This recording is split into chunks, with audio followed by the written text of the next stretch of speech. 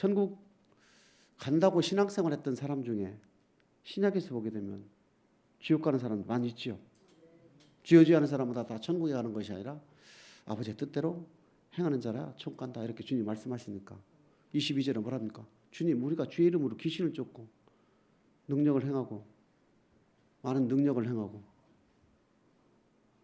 선지자 노릇하고 주의 이름으로 다 행했지 않습니까? 이게 뭐예요? 천국 가려고 다 행했다는 얘기예요, 선지자들이. 주님이 뭐랍니까? 나는 너를 모른다는 얘기예요. 그래, 신앙생활 하면서 예수 믿고 전부 구원받아서 이대로 생활하면 천국 간다고 생각을 하고 있었는데 죽고 보니까 주님 앞에서 보니까 주님이 나는 너를 모른다 이거예요. 얼마나 충격적입니까 이게. 근데 우리는 이미 이 땅에서 어떤 사람이 천국 가고 어떤 사람이 가지 못한다는 것을 알고 있다는 얘기입니다. 우리는 알고 있다 이겁니다. 근데 그들은 몰랐다. 그래서 천국의 비밀은, 천국의 말씀은 천국의 비밀이라 그랬던 거예요. 어떤 사람에게는 알게 하고 어떤 사람에게는 감추어서 깨닫지 못하게. 진리를 믿지 않고 불의를 믿는 사람들에게 거짓 것을 믿게 하면 하나님께서 저들에게 형벌을, 즉 멸망을 시킨다. 우리 하나님은 이렇게 했어요. 같이 예수를 믿고 신앙생활을 하면서도 바깥 사람들 보고 하는 얘기 아닙니다. 절대 이 성경 얘기는 절대 바깥에 있는 이방인들, 즉 예수 그리스도를 주로 고백했지 않은 자들에게 말씀을 주는 게 아니라 예수 그리스도를 주로 고백한 자들에게 말씀을 주는 거예요. 2장 7절에 아담이 생기에 그 코에 불어넣으시니 사람이 생명이 된지라. 2장 8절에 에덴 동산 인도하시고 2장 9절에 생명나무와 선악을 알게 하는 나무도 있더라. 10절로부터 내강의 복이 나오고 16, 17절에 언약의 말씀을 선포하잖아요. 출애굽은 이스라엘 백성들도 애굽에 있는 이스라엘 백성들을 구원해내시고 광야로 끄집어내서 언약을 체결했지 않습니까? 주는 그리스도의 살아계신 하나님의 아들임을 고백한 베드로의 반석 위에 교회를 세우니 음부의 권세가 해하지 못하는 교회를 세우니 거기에서 천국의 열쇠를 주듯이 성경 말씀은 천국의 열쇠는 믿는 자에게, 고백한 자에게 반드시 줍니다. 그렇기 때문에 고백한 자 중에서 하나님의 말씀 믿지 않고 사람의 계명으로 따르는 사람들은 절대 깨닫지 못하게 하고 또 거짓 것을 믿게 해서 불의를 믿게 하사 하나님은 멸망을 시킨다 그랬거든. 근데 여기 있는 무리 중에서도 속해 있는지 안 속해 있는지 본인이 진단을 하셔야 됩니다. 나는 매일 성전에 나온다 하더라도 발걸음만 성전하는 것이 연락되는 예배, 우리가 주일날 연락되는 예배, 나의 삶이 거룩한, 로마서 12장 1절에 보게 되면 너희의 몸을 하나님 기뻐하시는 거룩한 산 제사로 드리라. 이것이 너희가 드릴 영적 예배니라. 그리고 거룩한 삶이라는 것은, 하나님이 기뻐하시는 거룩한 삶이라는 것은 월요일부터 토요일까지 아니겠습니까? 오늘도 토요일까지 살아드렸던 삶을 가지고 주일날 오는 거예요. 주일날 와서 우리 하나님한테 판결을 받는 거예요. 연락이 됐다? 연락이 안 됐다. 그렇죠? 그러니까 이스라엘 백성들이 출애굽 19장 7절 8절 24장 7절 8절에 보게 되면 언약을 받을 때나 언약을 받지 않을 때 우리가 다 지키겠습니다. 하나님, 우리는 두 번 다시 우리에게 다시 말씀하지 마옵소서. 모세를 통해서 말씀 우리가 다 행하겠나이다, 지키겠나이다 했던 그들이 신명기 32장 17절에 보게 되면 너희가 나에게 제사를 드린 적이 있느냐? 아모스 5장 25절, 사도행전 7장 42절에 보게 되면 마귀에게, 귀신에게 예배를 드렸다 이렇게. 그러면 우리도 신앙생활 죽으라고, 죽을 때까지 신앙생활하고 너 생전에 나한테 예배 드린 적 별로 없다면 어떡할 겁니까?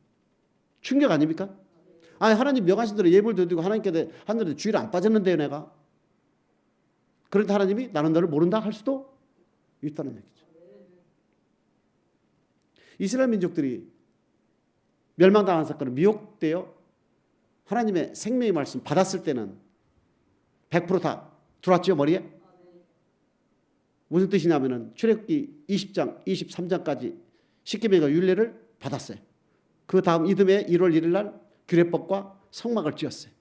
2월 1일 날 인구조사를 하고 정식으로 광야 생활이 시작된 겁니다. 2월 20일 날 출발한 거거든요. 그때만 해도 이 사람들은 100% 여호와의 언약의 말씀 머릿속에 각인이 돼 있다면, 두 번 들으면 죽을 것 같은 음성으로 들었기 때문에. 안 그렇습니까? 그러다가 이 사람들이 어떻게 됐습니까?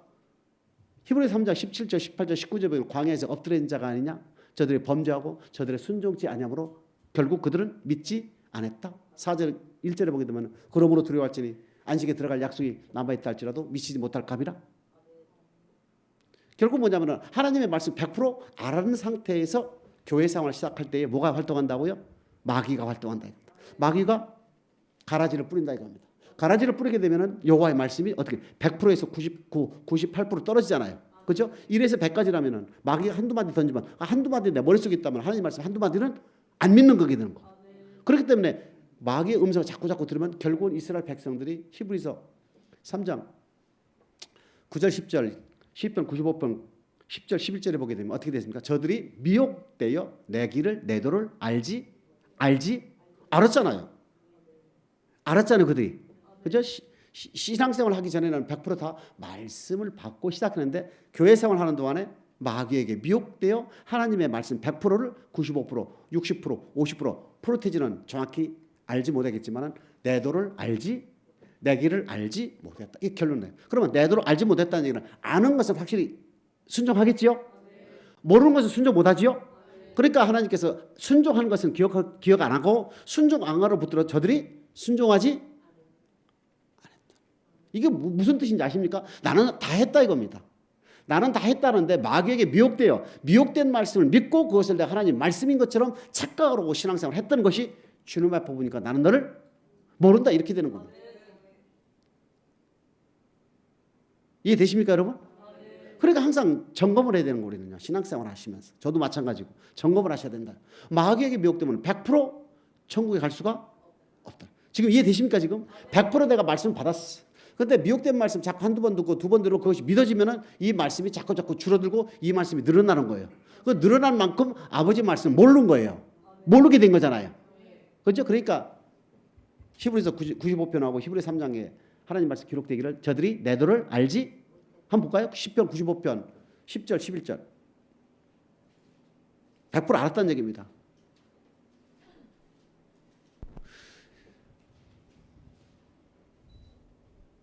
시작. 내가 40년을 그 세대로 인하여 근심하여 이르기를 저희는 마음이 미혹된 백성이라 내 도를 알지 못한다 하였도다. 그러므로 내가 노하여 맹세하기를 저희는 내 안식에 들어오지 못하리라 하였도다. 저희들이 미혹되어 안식에 들어오지 못한다는 얘기는 10절에 뭐라고 되어 있습니까? 내 도를 뭐해서? 미혹되어서. 몰랐습니까? 이스라엘 백성들이? 우리가 다? 자, 시편 95편 10절 11절 말씀을 내 도를 알지 못했다는 말씀이 과연 출애굽 당시의 사정을 보자는 얘기입니다. 출애굽기 24장 7절 8절입니다.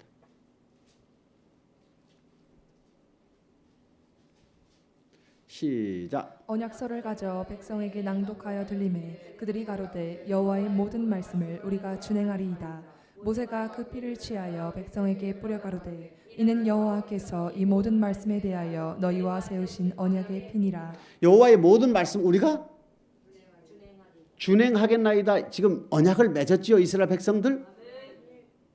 근데 왜 우리 하나님은 시편 95편 11절에는 뭐라고 하십니까? 저들이 내 도를 알지 못한 게 아니잖아요. 아니 하나님의 모든 말씀을 우리가 다 지키겠나이다. 그랬는데 광야 생활을 마치고 결산을 해보니까 저들이 내 도를 히브리서 3장 10절 11절 말씀 동일하게 기록되어 있습니다. 히브리서 3장 10절 11절입니다.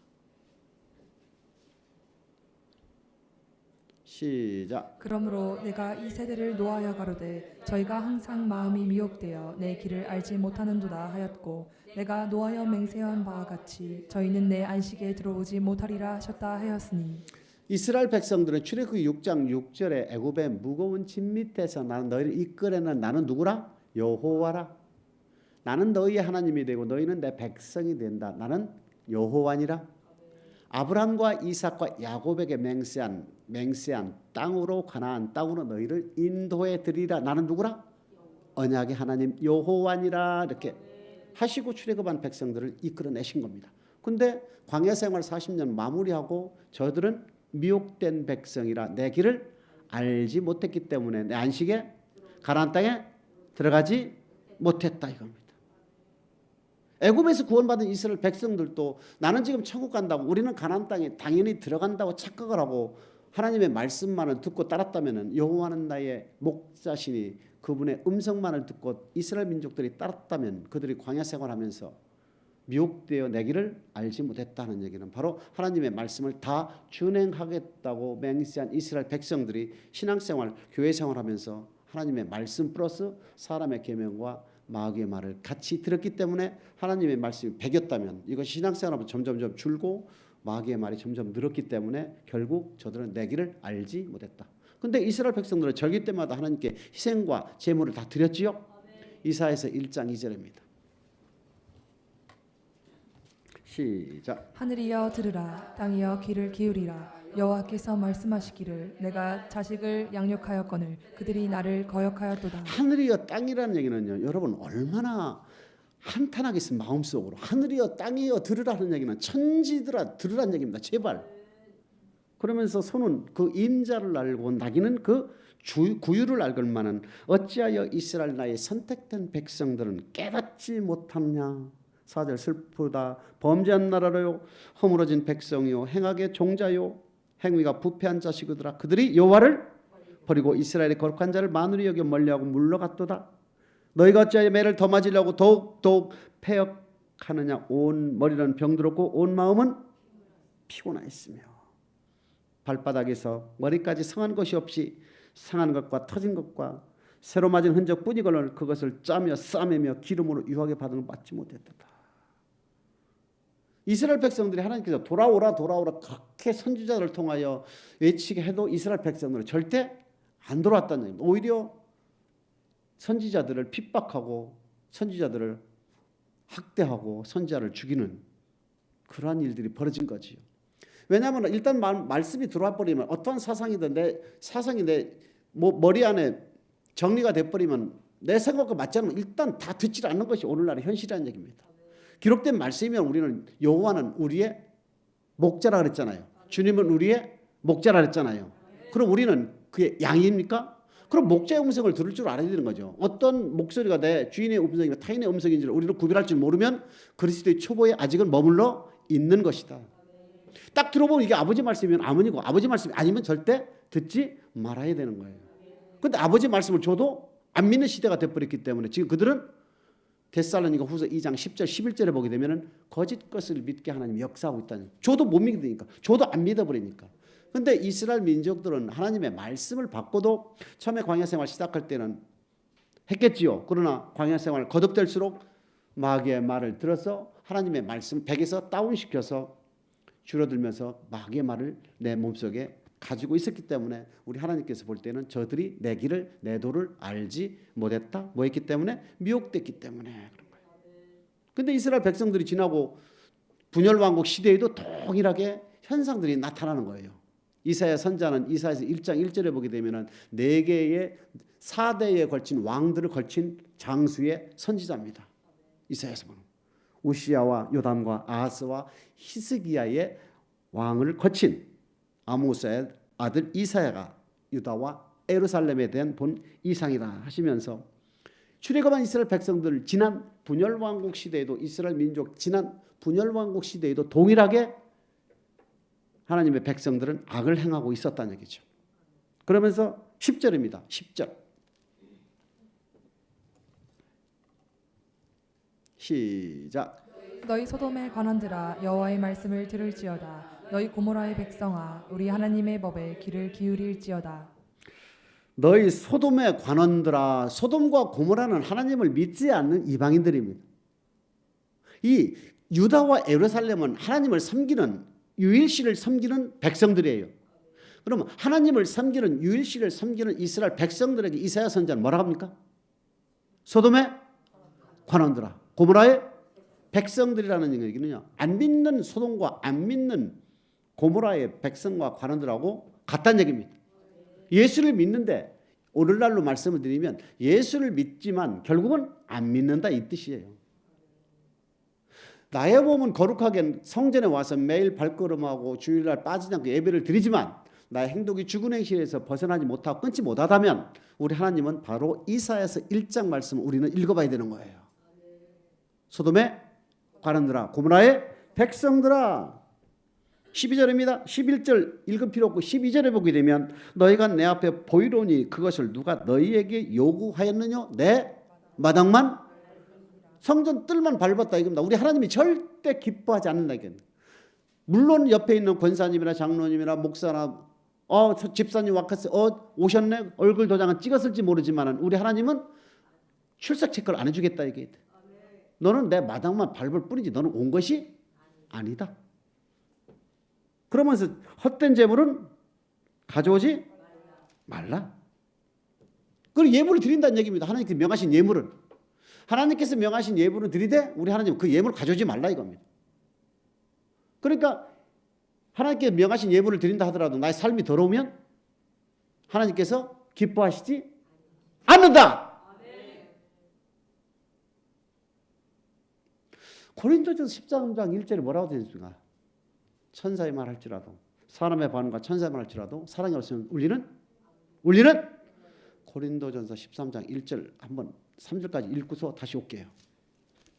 시작. 내가 사람의 방언과 천사의 말을 할지라도 사랑이 없으면 소리나는 구리와 울리는 사람의 방언과 천사의 말 아무리 아름다울 말하고 내가 천사 하늘에 있는 말 방언을 내가 한다 하더라도 내 안에 사랑이 없으면 나는 뭐 한다고요? 울리는 꽹과라는 얘기는 그건 시끄럽다 이겁니다. 꽹과에 뭐 필요 있으면 시끄럽다.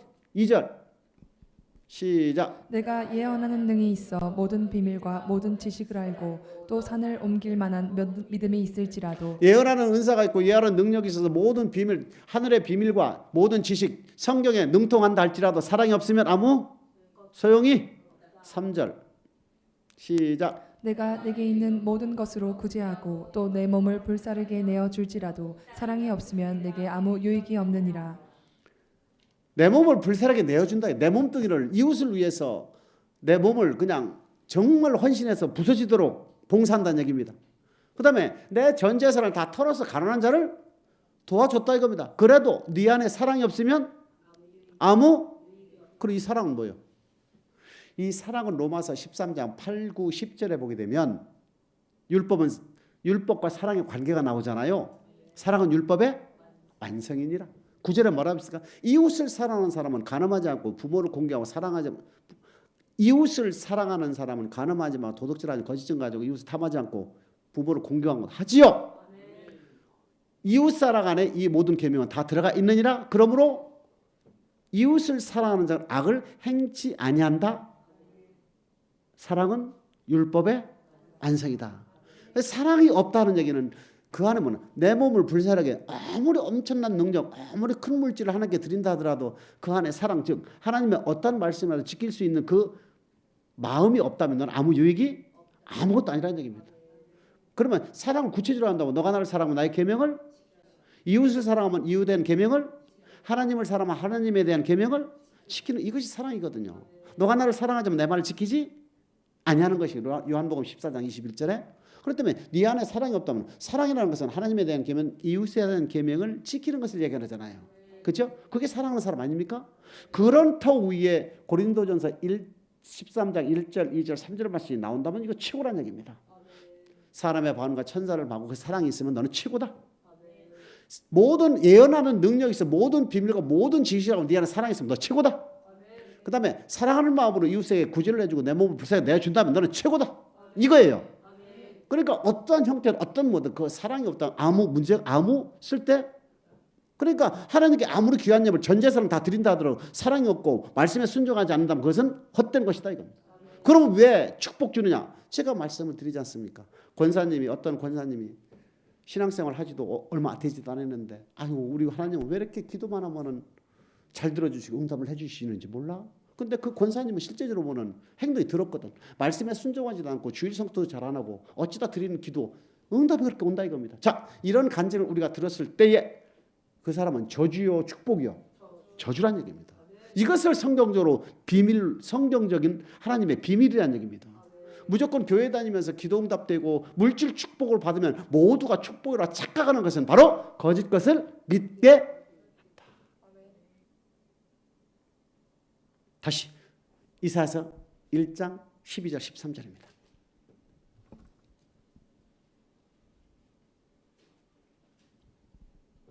이사야서 1장 12, 13 시작. 너희가 내 앞에 보이러 오니 그것을 누가 너희에게 요구하였느뇨 내 마당만 밟을 뿐이니라.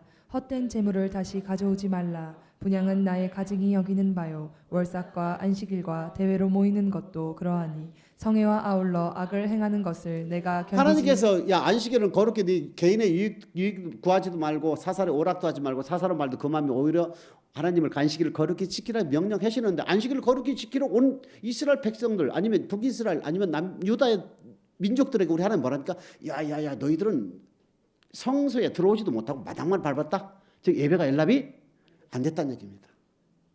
그럼 너희들 가져온 물건들을 가져온 재물들을 가져온 예물들은 내가 정말 역겹다 그 뜻이에요. 이사야서 66장 3절 나오잖아요. 다시 이사야서 66장 3절 볼까요? 시작. 소를 잡아 드리는 것은 살인함과 다름이 없고 어린 양으로 제사 드리는 것은 개의 목을 꺾음과 다름이 없으며 드리는 예물은 돼지의 피와 다름이 없고 분향하는 것은 우상을 찬송함과 다름이 없이 하는 그들은 자기의 길을 택하며 그들의 마음은 가증한 것을 기뻐한즉 결국은 자기의 뜻대로 자기의 길대로 자기의 길을 사랑한다는 얘기는 결국은 하나님께 예물을 드린다 하더라도 말씀에 순종하고 자기 길을 갖다 아버지의 뜻이 아니라 나의 길을 걷고 있더라는 얘기입니다.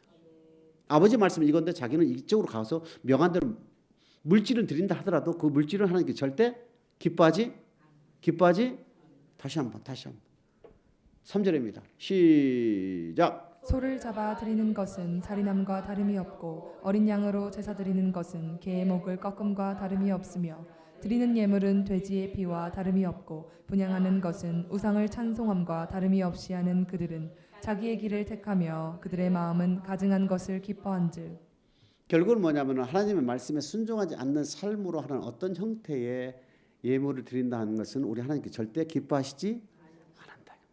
교회 오는 것도 싫다 이겁니다. 교회 오는 것도. 우리는 교회 가는 이유가 뭐 성수에 들어가는 거거든요. 근데 우리 하나님 뭐라 합니까? 들어 앉아 있다도 너는 내 마당만 밟았느니라. 너는 내 마당만 밟고 그냥 갔다 이겁니다. 그리고 예배가 연락이 안 됐다 이거예요. 그러면은 말씀에 순종하지 않고 예물을 하나님께 드렸는데 예물이 자꾸 물질의 복을 받는다. 그럼 어떻게 된 거예요? 그게 저주라는 얘기입니다. 그럼 순종하겠습니까? 순종 안 하지. 나부터도 순종 안 하지.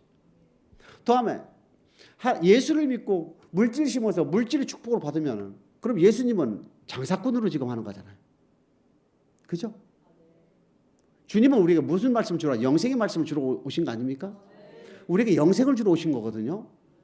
그 주님을 우리는 바알신료 섬기면 절대 안 되지요. 이사야서 1장 14절에 보게 되면 우리 하나님 싫다 이겁니다. 절기도 월삭도 다 싫다 이제. 너희는 내 마당만 밟고 이 소돔의 관원들아 이 고모라의 백성들아 예수를 주로 고백하는 백성들 보고 저 이방 사람들과 똑같다는 얘기입니다. 이사야서 1장 14절 시작. 내 마음이 너희의 월삭과 정한 절기를 싫어하나니 그것이 내게 무거운 짐이라 내가 지기에 곤비하였느니라. 절기와 월삭은 우리 하나님께서 월삭을 지키라 절기를 반드시 거룩하게 지키라. 절기는 레위기 23장 1, 2, 3절에 보게 되면 안식일이잖아요. 출애굽 5장 1절에 보면 광야에서 내 앞에 절기를 지킬 때인데 절기 광야에서 내 앞에 절기를 지키기 위해서 우리 하나님이 애굽에서 이스라엘 백성들을 출애굽을 시켰다. 즉 구원의 목적은 하나님을 섬기는 것이다. 하나님을 섬기는 것은 광야에서 내 앞에 절기, 그 절기는 레위기 23장 1, 2, 3절에 보게 되면 안식일입니다. 안식일을 지키기 위해서 신명기 5장 15절에 보게 되면 안식일을 지키기 위해서 구원해냈다. 이스라엘 백성들을 출애굽을 시켰다. 이렇게 출애굽한 목적은 안식일을 거룩히 지키게 하기 위해서 출애굽을 시키는데 우리 하나님 지금 뭐라 합니까? 분열왕국 시대의 사람들 안식일을 지키는 것은 나의 무거운 짐이다. 기뻐하시고 받으셔야 되는데 싫다 이겁니다. 왜 그랬을까? 그 손에는 피가 가득했다. 15절입니다. 이사야서 1장 15절 시작. 너희가 손을 펼 때에 내가 눈을 가리우고 너희가 많이 기도할지라도 내가 듣지 아니하리니 이는 너희의 손에 피가 가득함이니라. 손에 피가 가득했다는 얘기는 순종하지 않고 죄를 많이 짓고 있다 이겁니다. 죄는 뭡니까?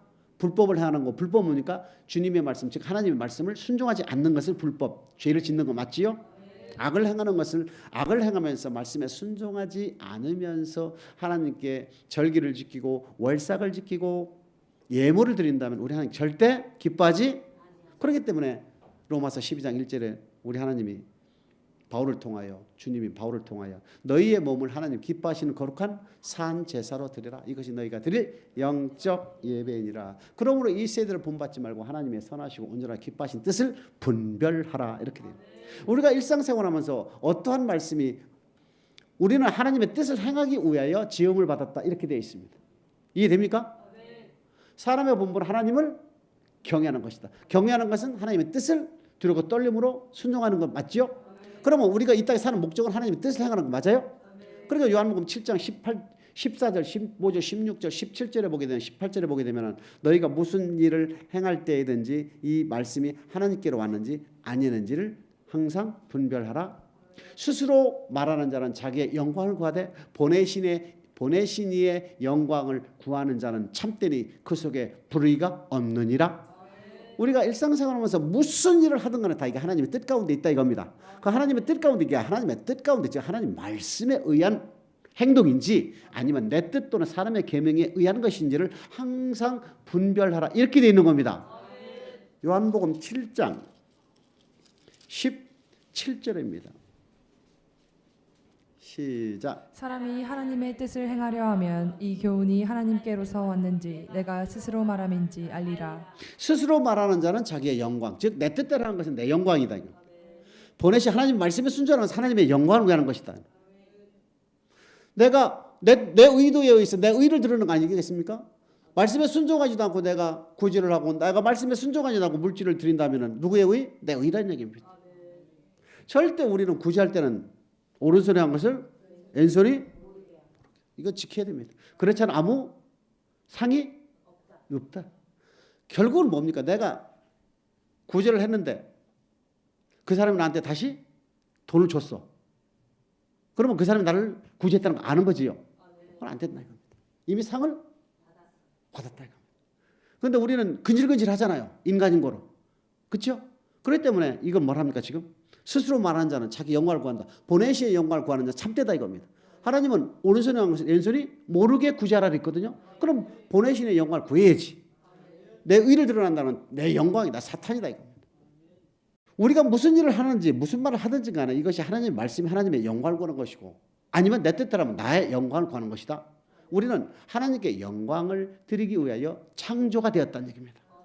내 영광이라는 것은 루시퍼 계명사하고 다를 바가 없다. 그런데 모든 인간들은 내 이름을 드러내기를 좋아하고 내 의를 드러내기 좋아하는 근성은 바로 내 안에 악이 존재하기 때문에 로마서 7장 10절 이하에 보게 되면은 내 마음으로 법은 내 마음으로는 하나님의 법을 즐거워하되 내 몸으로는 죄의 법을 육신의 법은 육신으로는 죄의 법을 즐거워한다 섬긴다 이렇게 돼 있잖아요. 아 곤고한 사람이다. 사망의 몸에서 사망의 늪에 누가 나를 건져내려 하는 바울의 고백과 같이 우리 안에는 항상 악이 존재하기 때문에 이 악을 즐겨한다는 얘기는 바로 사망에 이르는 죄다 이렇게 했어요. 그래서 우리는 항상 말씀에 순종하면서 하나님께 예물을 드리고 말씀에 순종하면서 사랑을 해 나가는 것이 우리의 본분이다 이렇게 되어 있습니다.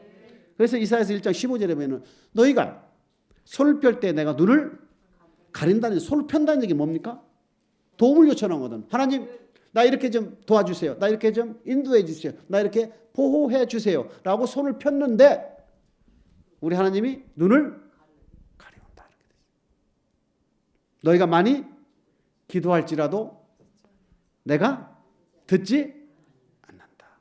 그러니까 순종이 제사보다 낫다는 게 바로 물질을 드리는 것보다 오히려 순종하는 것이 더 누가복음 16장 9절 이하에 보게 되면 물질은 지극히 작은 것이다.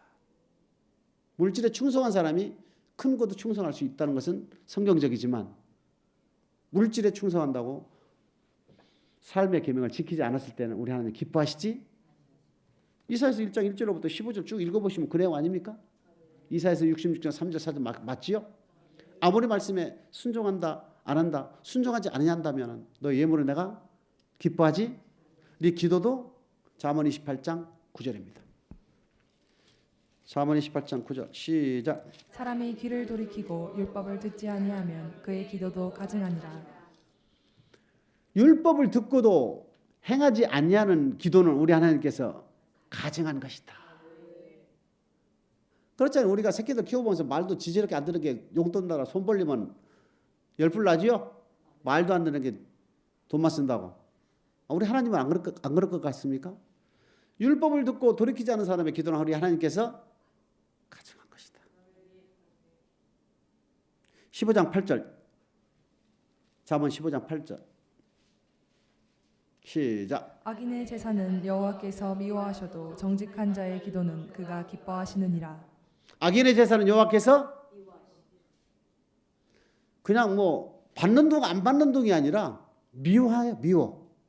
악인이 뭐예요? 말씀에 순종하지 않은 게 악이잖아요. 시편 119편 53절에 보게 되면 여호와를 경외하지 않은 것이 악이고, 느헤미야 1장 7절, 에레미야 2장 19절 보게 되면 여호와의 계명 율법을 지키지 않는 것이 악이다.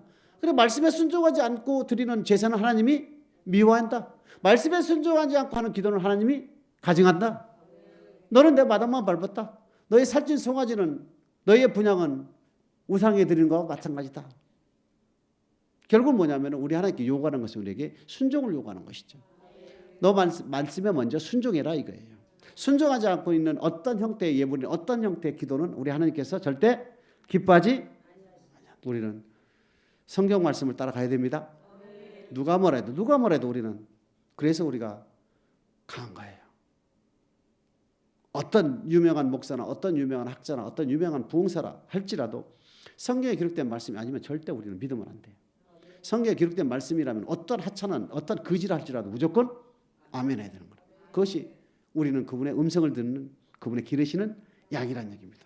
시편 95편 1절, 2절, 3절 쭉 한번 읽어보겠습니다. 시작. 오라 우리가 여호와께 노래하며 우리 구원의 반석을 향하여 즐거이 부르자. 우리가 감사함으로 그 앞에 나아가며 시로 그를 향하여 즐거이 부르자. 여호와 하나님은요, 우리가 죽을 수밖에 없는 우리 죄인들을 일방적으로 그분이 우리를 택하셔서 죄에서 구원해주고 하나님의 백성 만들어줘서 결국 뭐냐면 죄인된 인간들을 구원해줘서 이 땅에 땅을 디디고 지구 위에 살아가는 동안에 하나님의 백성, 즉 하나님의 소유로 만들어지고 죽을 때에는 천국으로 데려가는 것이 구원의 반석이다.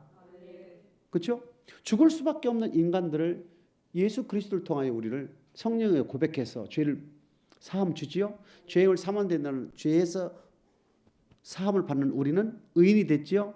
의인이 됐고 이 땅에 발을 딛고 사는 동안은 하나님의 소유가 되어서 하나님의 여호와는 나의 목자시니 내게 부족함이 없다. 하나님이 채워주지요.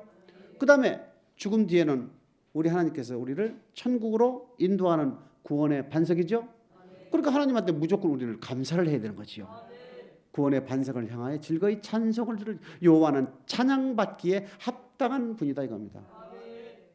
누가복음 마지막 장이면은 예수 그리스도께서 승천하시고 난 뒤에 제자들 늘 성전에 모여 하나님께 찬송 드리더라 이렇게 됩니다. 그러니까 우리가 성전에 모여 찬송하는 이유는 창조의 목적이요. 하나님께서 우리에게 택한 목적은 우리를 찬양하기 위해서 우리를 택했다, 창조했다 이렇게 돼 있지 않습니까? 우리 하나님께 우리는 무조건 감사를 드리고 그분을 찬양해야 된다는 얘기입니다.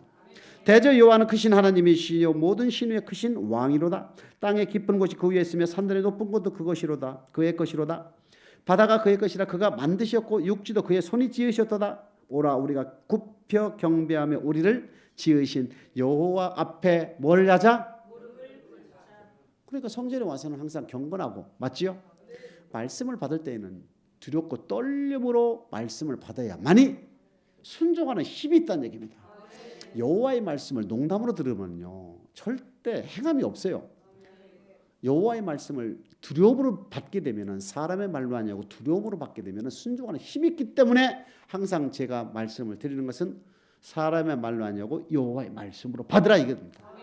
그러니까 그분 앞에 우리는 무릎을 꿇을 수밖에 없죠. 왜? 그분이 우리를 마지막 날에 심판하시는 심판자이신데 어찌 우리가 그분 앞에 경건하며 그분 앞에 감사하지 않으면 그분 앞에 우리가 경건히 하지 않을 수 있겠습니까? 그러면서 7절 뭐라고 되어 있습니까? 7절 시작. 대저 저는 우리 하나님이시오 우리는 그의 기르시는 백성이며 그 손의 양이라 너희가 오늘날 그 음성 듣기를 원하노라.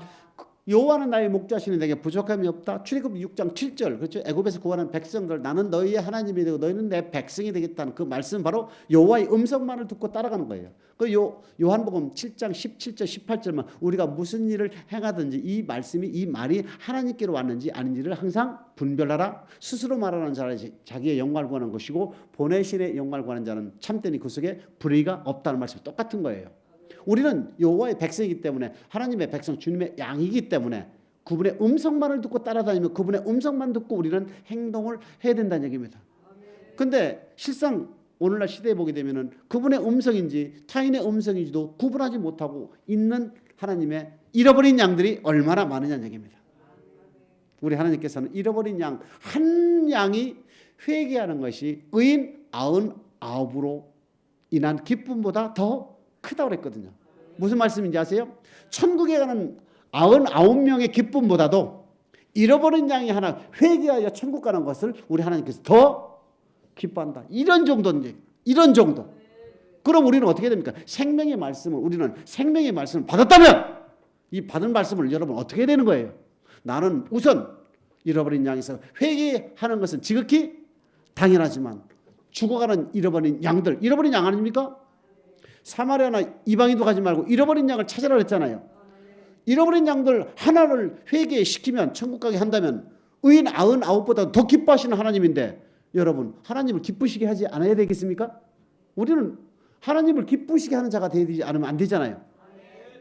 요한복음 8장 29절에 보게 되면 하나님을 섬기는 자는 하나님 기쁘시게 한다. 하나님을 동행하는 자는 하나님 기쁘시게 한다. 하나님을 기쁘시게 하는 삶을 우리는 살아야 될 그분의 영광을 위한 피조물이라는 얘기지요. 우리 하나님은 99으로 인한 기쁨보다 더 크다고 그랬는데 좀 무뎌가지고 나 하나 천국 가기도 버겁습니까? 대저는 우리 하나님이시 우리는 그의 기르시는 백성이며 그의 손의 양이라. 너희가 오늘날 그 음성 듣기를 원하노라. 우리 주님이 12제자를 세운 목적은 마태복음 9장 35절에 잃어버린 양들을 찾아서 야 사마리아도 가지 말고 이방인도 말고 차라리 잃어버린 이스라엘 집으로 가라. 그래야면서 회개하여 천국이 가까웠다. 우리 주님도 마태복음 4장 17절에 마태복음 4장 3절 이하에 마귀로부터 세 차례 시험받고 제일 먼저 외친 말씀이 뭔지 아십니까? 회개하라. 천국이 회개하라. 누구 보고? 이방인 보고? 예수를 잘못 믿는 앉아서 구원받고 천국 간다고 착각하고 있는 사람들한테 맞아요? 너 회개하지 않으면 너는 하나님의 진노를 피할 수가 없으니까 회개하라 지금. 왜? 지금 숨쉬고 있을 때 우리는 기회가 있거든. 지금 숨쉬고 있기 때문에 우리는 돌이킬 수 있는 시간이 있다 이겁니다. 용서받을 수 있는 은혜가 우리에게 있다는 얘기입니다. 근데 죽고 나면 그것이 안 된다 이거지. 어떠한 사람이 천국 간다는 것을 우리 알잖아요. 마태복음 24장 13절 시작. 그러나 끝까지 견디는 자는 구원을 얻으리라. 끝까지? 지금 마태복음 24장 3절에 제자들이 예수께 종용이 다가와 여쭈되 주의 임하심과 세상 끝에는 어떠한 징조가? 야 전쟁이 날 거고 기근과 지진이 일어날 거고 사람이 미혹도 있을 것이고 24장 29절에 그날 환란에 너희를 넘겨줘 너희를 근데 너희를 죽인다는 너희가 누굽니까? 아비와 전토와 부모를 버린 제자들 아닙니까? 그 제자들 보고 주님 뭐랍니까? 너희들을 환란에 넘겨 너희를 죽인다. 그러나 13절 뭐라고 합니까? 끝까지 견뎌야 구원을. 참 이런 부분들이 설명하기가 참 안타깝고 왜 이런 저는 처음에 환란 뒤에 주님이 온다는 것은요 상상을 안 했다고 사실은. 왜냐하면 환란 전에 휴관다는 말이 대한민국을 다 휩쓸었기 때문에 기도원을 통하여. 그런데 우리 주님은 환란 뒤에 주님 오신다. 환란을 통과하지 않으면 주님 만날 수가 어떤 사람 주님 만날 수가 없다고. 그 환란을 통과할 수 있는 믿음으로 오늘날 살지 않으면 주님을 만날 수가 천국에 갈 수가 나이롱 환자처럼 나이롱 환자를 병원에 입원하는 것이나 나이롱 크리스찬처럼 교회에 적당히 왔다 갔다 하는 것이나 뭐가 다릅니까? 근데 우리 하나님은 절대 다 걸러낸다. 마당만 밟는지 아니면 입으로만 주여 하는지 주님은 지금 다 살펴보고 계신다. 절대 우리 하나님 안 속아요. 네, 행위대로 심판을 하겠다. 너 은밀한 것까지도 다 들여다 보겠다. 그러니까 성령 받고 천국의 열쇠를 받고 여러분 절대 허튼 짓 하지 않기를 축복합니다. 절대 마음으로도 죄 짓지 않기를 축복합니다. 미워해도 살인이라. 절대 그러지 마시길 축복합니다. 미워하고 또 돌이키고 미워하고 돌이키고 그거는 문제가 있다. 그 사람 육의 사람이라 이겁니다. 육의 사람은 자꾸 미워하는 사람이 자꾸 들 수밖에 없지요. 영의 사람은 미워하는 사람이 듭니까? 안 들지. 마태복음 24장 14절입니다. 시작. 이 천국 복음이 모든 민족에게 증거되기 위하여 온 세상에 전파되리니 그제야 끝이 오리라. 천국 복음이 온 민족에 증거돼 그때야 끝이. 이 구절하고 13절하고 전혀 관계가 없어요. 이 구절은 이미 마태복음 24장 9절 이전에 들어가야 되는 거예요. 마태복음 24장 14절. 만국이 다 전파된다는 얘기는 벌써 6째 인이 끝나야 되는 거 아닙니까? 7째 인 전에. 그렇죠? 환란은 7 나팔부터 시작되는 거 아닙니까?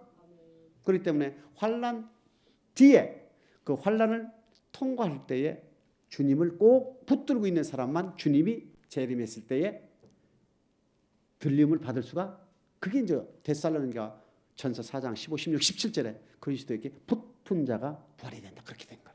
붙어 있다는 게 뭐예요? 환란과 궁핍 가운데에도 주님을 붙들고 말씀에 붙들고 있는 자들은 통과된다 이겁니다. 근데 조금 내가 문제가 있고 조금 내가 기분 나쁘고 조금 내가 바쁘고 조금 내가, 여러분 천국 가는 일보다도 더 바쁜 게 있으면 뭐가 있습니까? 이 땅에 살아가면서 돼지고기 굽는 겁니까? 열무김치 담는 겁니까? 아니죠. 제일 급한 건 뭡니까? 우리 영혼 구원에 이르는 믿음. 우리 영혼 구원에 이르는 그 일보다도 더 중요한 거, 긴박한 거, 급한 거는 없다 이겁니다. 그러니까 우리 하나님이 요한복음 7장 17절에 무슨 일을 행하는 이 말이 하나님께로 왔는지 아니왔는지를 항상 분별하라 이렇게 됩니다. 쓸데없는 일을 하지 말고 썩을 양식을 위해서 일하지 말고 영생이 있는 양식을 위해서 일하라 이렇게 되어 있는 거죠. 근데 끝까지 견디는 자는 구원을, 그것이 이제 우리에게 주는 하나님의 메시지죠.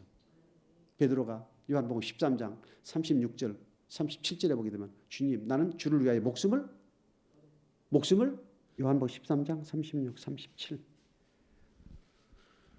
시작. 시몬 베드로가 가로되 주여 어디로 가시나이까? 예수께서 대답하시되 나의 가는 곳에 내가 지금은 따라올 수 없으나 후에는 따라오리라. 베드로가 가로되 주여 내가 지금은 어찌하여 따를 수 없나이까? 주를 위하여 내 목숨을 버리겠나이다.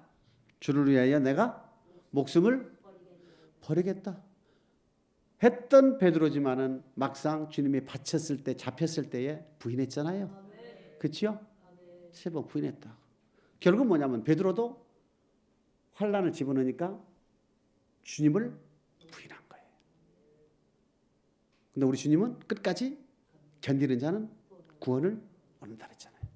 그래 베드로도 주를 위하여 목숨을 버리겠다고 맹세까지 했던 주님한테 약속했으니까. 그렇죠? 나 정말로 반석교에 목숨을 바치겠다 하더라도 배반할 수가 있다. 그럼 우리 주님 뭡니까? 목숨을 버린다고 맹세한 베드로도 부인하는 것을 우리 주님은 이미 38절에 알잖아요. 야야야야 닭이 2번 울기 전에 3번 나를 부인할 것이다. 그리고 우리 주님이 뭐냐면은 천국 가는 사람을 딱 정해놓은 거예요. 절대평가로. 어떻게? 환란을 통과하는 사람만 천국 백성이 되는 거예요. 어디로부터? 신약시대 이후로부터 모든 사람이, 구약도 마찬가지겠지만 특히 신약시대에는요. 소개법을 준다는 얘기는, 소개법을 지킨다는 것은 환란을 통과하는 믿음이 아니고 지킬 수가 없잖아요. 거의. 그렇죠? 그렇기 때문에 신약시대에 주님이 우리에게 천국 백성 되는 자격 조건은 반드시 환란을 통과하는 믿음, 낮추어 시험할 때 통과하는 믿음. 신명기 8장 2절과 같이 그리스도를 통하여 우리에게 말씀을 줬을 때는 그 말씀에 어떠한 환경과 어떠한 환란이 있을 때에도 그 말씀에 통과하는 사람만 천국에 갈 수가 있다 이거. 그러니까 데살로니가후서 1장 3, 5, 6절에 보게 되면 환란과 궁핍 가운데에도 복음에 복종하는 믿음만이 천국에 갈 수가 있다. 여러 가지 시험으로 인해 잠깐 근심하지 않을 수 있어. 오히려 크게 기뻐하라. 장차 그리스도께서 재림할 때 나타나실 때 칭찬과 영광과 존귀를 얻게 하려면이라. 우리는 천국에 가는 기준이 정해져 있지 않습니까? 그렇죠? 어떤 환경과 어떤 궁핍에도 우리는 복음에 복종하는 믿음이 있어야 된다. 그 복음에 복종하는 믿음은 결국 내 힘으로 되는 것이 아니다.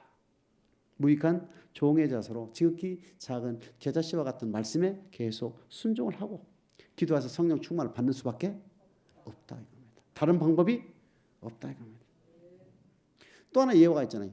마태복음 22장에 보게 되면은 예복을 입지 않은 사람이 지목하여 너는 어찌 예복을 입지 아니하나 사원들에게 명하여 바깥 어두운 세상에서 수박하여 수족을 결박하여 버리라 그랬잖아요. 그러니 사거리에 와서 혼인잔치 가득할 때 이 사람들은 지금 다 천국 간다고 착각을 하고 있었던 거예요. 그런데 우리 주님이 바깥에서 슬피 울며 이를 갈리라. 우리는 오늘 하나님의 주신 말씀을 통해서 내가 과연 정상적으로 신앙생활을 하고 있는가 안 하고 있는가는 우리 하나님이 주신 말씀을 통하여 우리는 분별하는 수밖에 없다 이거지요. 특히 우리는 말씀에 순종하는 삶이 우선 가장 기본이다는 얘기입니다. 마귀는 뭐라 합니까? 말씀을 지킬 수가 없다 이거. 자꾸 마귀는 누가? 마귀가. 하나님은 지킬 수 있다. 자꾸 하나님은 지킬 수 있다는데 지킬 수 없다는 건 뭐? 하나님의 말씀을 대적하는 거지요. 우리가 어떻게 다 지키냐? 우리가 어떻게 다 지킨다고 성경에 있습니까? 우리가 다 지킬 수 있다 그랬잖아요. 출애굽한 이스라엘 백성들도 다 지킬 수가 주님도 우리에게 말했다. 그의 계명은 이것이니 그의 계명은 사랑은 그의 계명을 지키는 것이고 그의 계명 결코 어려운 것이 무거운 것이 아니다. 근데 마귀는 뭐라 합니까? 자꾸 집어넣는 거예요. 지킬 수가 없다. 어떻게 다 지키냐? 지킬 수 없는 계명이 뭐 없잖아요. 10계명만 보더라도 지킬 수 없는 게 뭐가 있습니까? 할 수 있잖아요. 그런데 뭐가 어렵다. 조금만 신경 쓰면 우리가 다 할 수 있다 이겁니다. 그래서 오늘 더운 날씨지만 여러분 우리도 또 자꾸 말씀을 들음으로 믿음이 더하니까 오늘도 다시 도전받고 정말 내가 가고 있는 길이 정상적인 길인가 다시 한번 점검을 해서 다시 일어서시기를 주님의 이름으로 축복합니다.